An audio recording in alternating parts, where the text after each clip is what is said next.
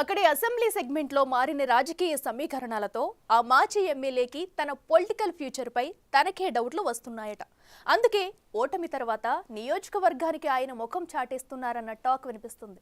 ఎమ్మెల్యేగా ఓటమి తర్వాత గత పార్లమెంట్ ఎన్నికల్లో ఎంపీగా పోటీ చేయడానికి ఆయన చేసిన ప్రయత్నాలు ఫలించలేదంట. దీంతో ప్రస్తుతం నియోజకవర్గంతో తనకేమీ సంబంధం లేనట్టు అటువైపు తొంగి కూడా చూడటం లేదట. ఇంతకీ ఎవరా మాజీ ఎమ్మెల్యే, అసలు ఆయన లెక్కలేంటి?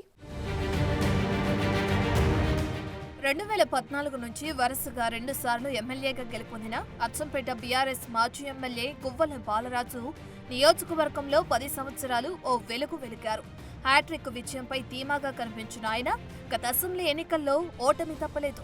నాగర్ కర్నూలు జిల్లా బీఆర్ఎస్ అధ్యక్షుడిగా కూడా కొనసాగుతున్న గువ్వల ఎమ్మెల్యేగా కొనసాగినప్పుడు తానే రాజు, తానే మంత్రి అన్నట్లు పెత్తనం చెలాయించారట.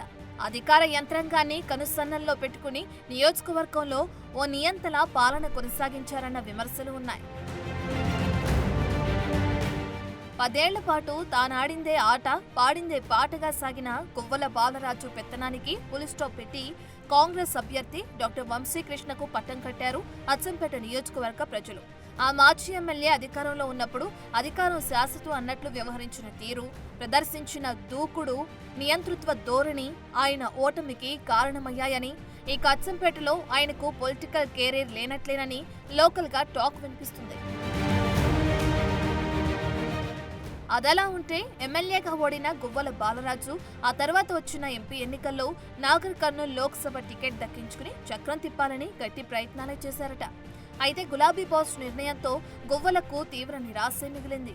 పార్లమెంటులో అడుగు పెడదామనుకున్న గువ్వలను పక్కన పెట్టి ఎంపీ టికెట్ను ఆర్ఎస్ ప్రవీణ్ కుమార్ కు కేటాయించారు. ఎంపీగా గెలిచి ఏదో చేద్దామని ఊహించుకున్న గువ్వల బాలరాజు అక్కడ ప్రవీణ్ కుమార్ కూడా ఓడిపోవడంతో తీవ్ర నిరాశకు గురై నియోజకవర్గానికి ముఖం చాటేస్తున్నారట.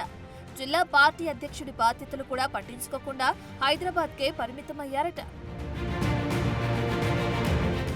ఇక గత బీఆర్ఎస్ ప్రభుత్వంలో ఎమ్మెల్యేల కొనుగోలు వ్యవహారమైన మొయినాబాద్ ఫామ్ హౌస్ లో ఎమ్మెల్యేల కొనుగోలు వ్యవహారం పెద్ద దుమారమే రేపింది. ఆ ఎపిసోడ్లో పార్టీ విధేయుడిగా ఫోకస్ అయిన గువ్వల బాలరాజు తాను కేసీఆర్ వదిలిన బాణాన్ని అంటూ తన నియోజకవర్గమైన అచ్చంపేటలో ప్రచారం చేసుకున్నారు. ఒకానొక దశలో గులాబీ దళంలో బాస్ తర్వాత తానే అని కూడా చెప్పుకున్నారంటున్నారు. అలా ఆకాశంలో వ్యవహరించిన ఆయన ఎమ్మెల్యేగా ఓడిన తర్వాత ఎంపీ టికెట్ ఆశించినా దక్కకపోవడంతో పార్టీలో తన పరిస్థితి ఏంటో తెలుసుకుని నేల మీదకు దిగొచ్చారట. ద్వితీయ శ్రేణి నాయకులు, కార్యకర్తలు ఫోన్లు చేస్తే కూడా పెద్దగా రెస్పాండ్ కావట్లేదని అచ్చంపేట గులాబీ శ్రేణులు చిర్రుబుర్రులాడుతున్నాయి.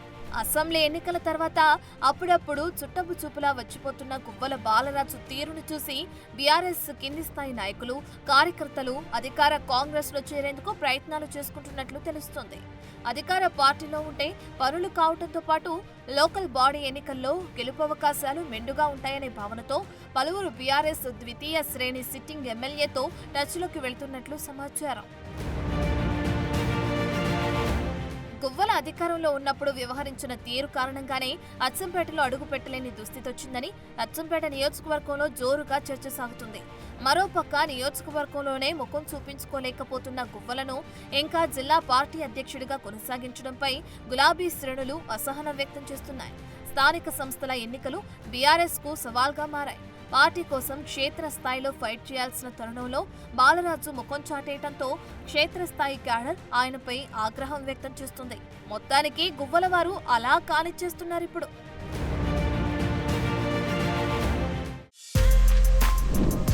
For more videos like this, subscribe Big TV channel.